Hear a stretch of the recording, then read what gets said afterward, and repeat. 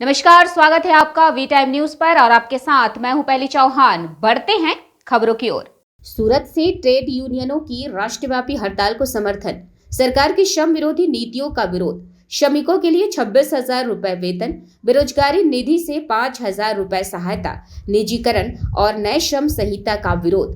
आंगनबाड़ी आशा कार्यकर्ताओं के स्थायीकरण की मांग। पुरानी पेंशन योजना को वापस लाने की मांग। સેન્ટ્રલ ટ્રેડ યુનિયન AITUC સાથે પણ સંકળાયેલો છું।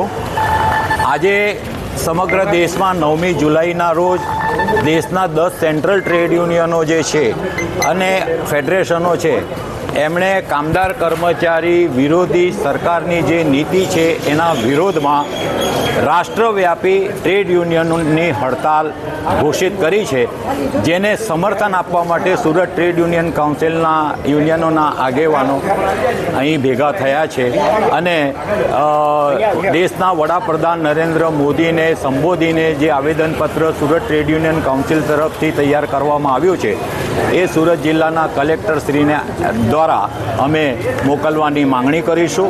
वी टाइम न्यूज के लिए सूरत से अंकित दुबे की रिपोर्ट।